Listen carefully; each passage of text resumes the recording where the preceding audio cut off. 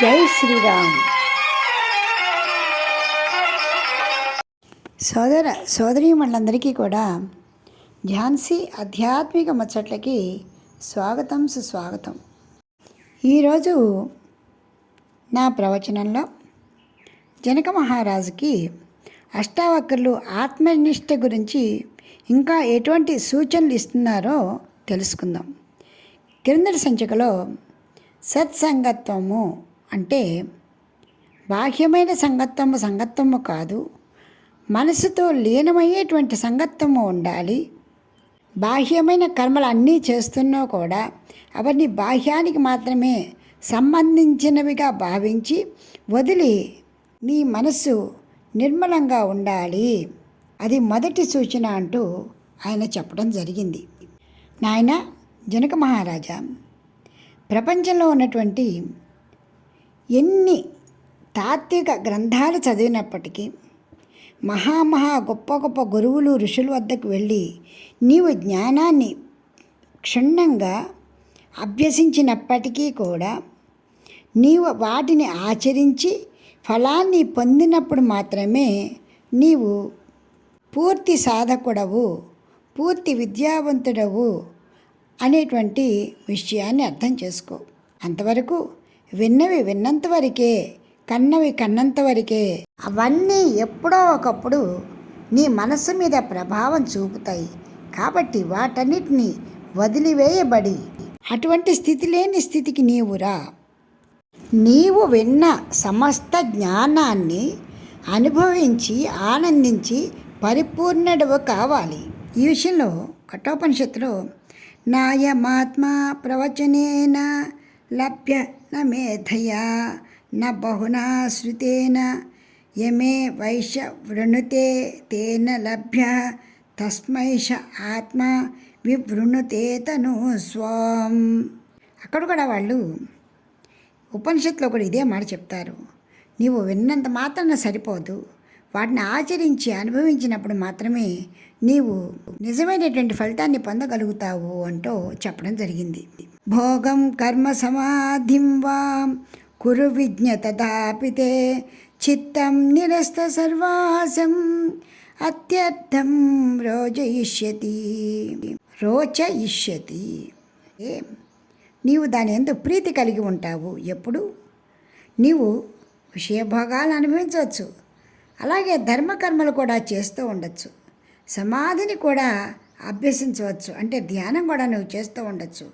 అయినా కూడా నిన్ను నీవు పరిశీలించుకుంటే నీ మనస్సు ఇంకా సహజ స్వరూపమైనటువంటి ఆనంద స్థితిని కోరుకుంటూ ఉంటుంది. అంటే ఎక్కడో లేసిమాత్రంగా ఇంకా లోపం ఉన్నది అని అర్థం.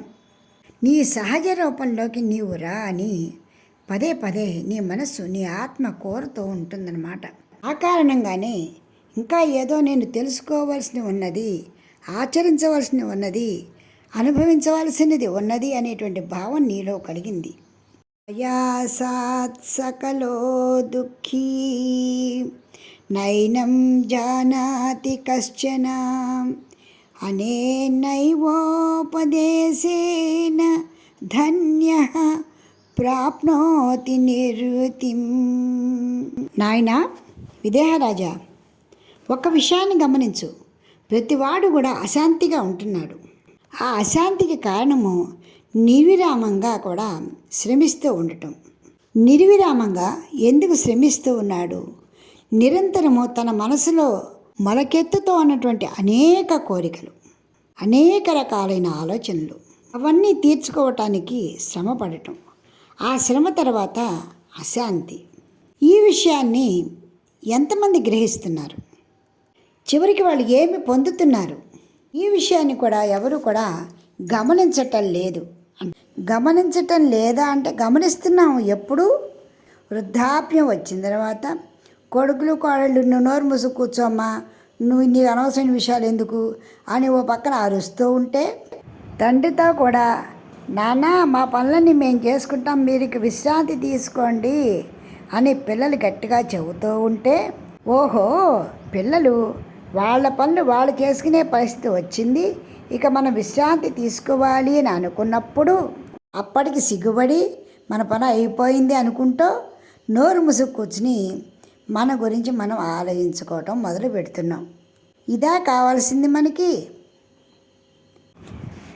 సీతారాం జయ సీతారాం, సీతారాం జయ సీతారాం, సీతారాం జయ సీతారాం, సీతారాం జయ సీతారాం.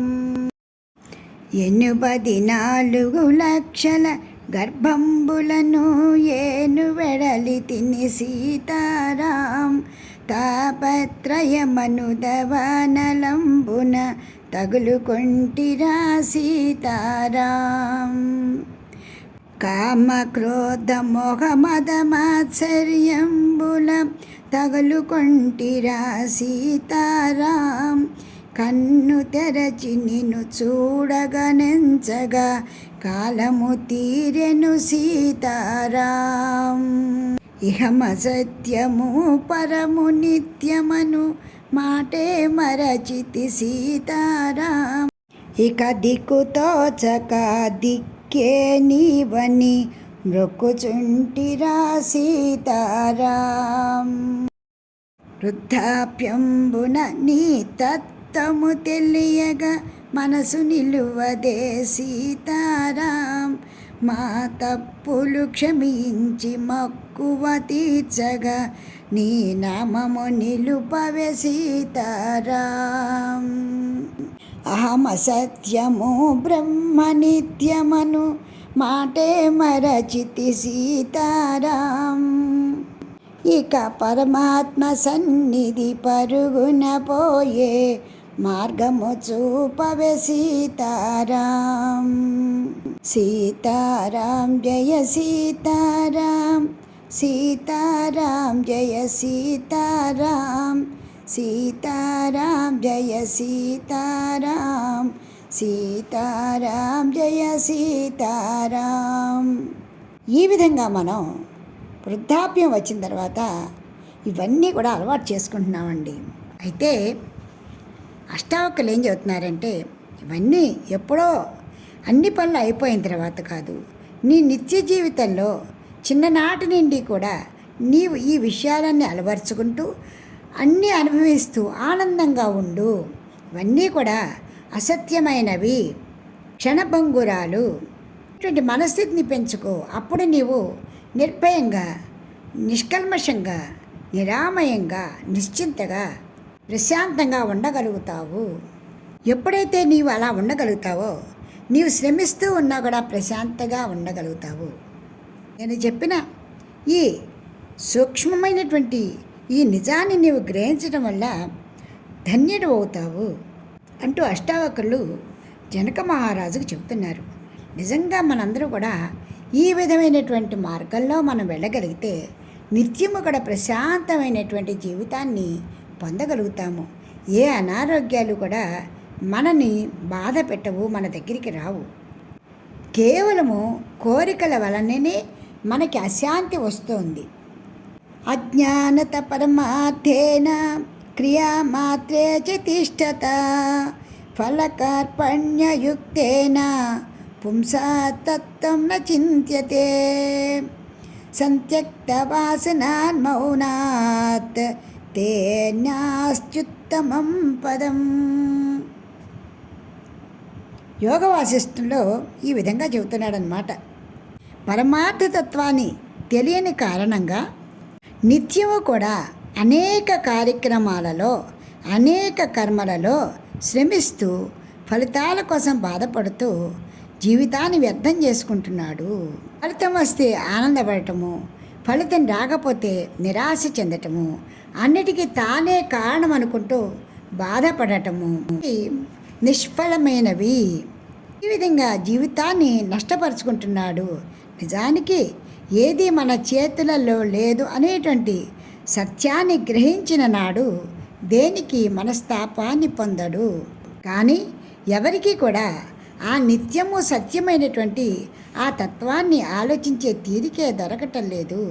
ఈ సమస్త వాసనలు అంటే సమస్త ఆలోచనల నుండి ముక్తుడైన నాడు అందరూ శాంతంతో ఉంటారు కదా అని వశిష్ఠ మహర్షి రామచంద్రమూర్తికి యోగ వాసిష్ఠులో చెప్పారు. అదే మాట ఇక్కడ కూడా అష్టావక్రులు జనక మహారాజుకు చెప్తున్నారండి. అంటే ఎంత సత్యమైన మాట మనందరికీ వాళ్ళు అందిస్తున్నారో మనం గ్రహించాలి. ఇన్ని చెప్తున్నారు కదా, మనసులో అనేక బాధలు ఉంటుంటే దైవధ్యానం ఎలా పెడుతుందండి అని అడగచ్చు. నిజమే, నేను కాదనండి, ఇందులో ఏ దోషం లేదు. మనగ్గా మనం ప్రయత్నం చేయాలని కృష్ణ భగవానుడు కూడా చెప్పాడు. ప్రయత్నం చేయటం ఇంకా ఎప్పటికి జరగాలో అప్పుడు జరుగుతుంది అని ప్రశాంతంగా భగవంతుని యొక్క పాదాలపై భారాన్ని వదిలిపెట్టి నిర్మలంగా ఉండటమే చెయ్యాలి. తప్పితే మన చేతుల్లో ఏం లేదు కదండి. సర్వవిధాల సర్వకాలాలలో కూడా ప్రయత్నాలు చేస్తూ కూడా ఫలించలేదు అంటే ఏమో ఎప్పటికి దొరుకుతుందో తెలియదు. అందువల్ల మనం రుణగ్రస్తులు అయితేనే ఆయా పనులు ఆయా విధంగా జరుగుతాయి అన్నమాట మాత్రం గుర్తుపెట్టుకోవాలి. ఒకరి నుంచి ఫలాన్ని పొందాలన్నా, ఒకరికి మన ఫలాన్ని ఇవ్వాలి అన్నా కేవలము రుణం ఉంటే మాత్రమే జరుగుతుంది. ఈ విషయం భగవద్గీతలో భగవానుడు కూడా చెప్పాడు. మనకి ఎలాంటి కార్యక్రమాలు లేవు అనుకుంటే రుణం లేనట్టే లెక్క. మనం ఎవరికి రుణపడి లేము, ఎవరు మనకి రుణపడి లేరు. అందుకే మనకి వచ్చేది రాదు, పోయేది పోవటం లేదు. వచ్చేది లేనప్పుడు, పోయేది పోనప్పుడు ఉన్నదాంతో సుఖంగా ఉండి జీవితాన్ని భగవదర్పితం చేసుకుంటూ ఉండటమే ఉత్తమము. ఇలా ఎందుకు చెబుతున్నానంటే ఎంతోమంది ఈ కాలంలో పిల్లలకి పెళ్ళి అవ్వట్లేదు, పిల్లలు ఉండట్లేదు, ఉద్యోగాలు రావటం లేదు, ఏదో మనస్తాపం. ఏది మన చేతుల్లో లేదు కదా. ప్రయత్నం చేసి చేసి చేసి ఇంకా భగవంతుని మీద భారం వేసేసి నిర్మలంగా ఉండండి, ఉత్తమోత్తమమైన జీవితాన్ని గడపండి అని నేను కూడా ఆ భగవంతుని గురించిన ఆరాధన చేసుకోండి అని మాత్రమే నేను చెప్పగలుగుతున్నాను. ఇక్కడ అష్టావక్రులు కూడా జనక మహారాజుకి, వశిష్ఠ మహర్షి రామచంద్రమూర్తికి కూడా ఎలాంటి విషాద ఛాయలు మనసులోకి రానివ్వవద్దు అని చక్కగా చెప్పారు. మనందరం కూడా ఆ విధంగా ప్రయత్నం చేద్దాము. మనకి ఉన్న అతి తక్కువ సమయాన్ని భగవదర్పితం చేద్దాము. కానున్నది కాక మానదు. కాబట్టి ఆ భగవంతుని కోసం ప్రార్థన చేసుకుంటూ ఇప్పటికి స్వస్తి. వచ్చే సంచికలో ఆయన ఇంకా ఏం చెప్తున్నారో విందాము. జై శ్రీరామ్. మీకు ఈ వీడియో నచ్చితే లైక్ చేయండి, షేర్ చేయండి, సబ్స్క్రైబ్ చేయండి.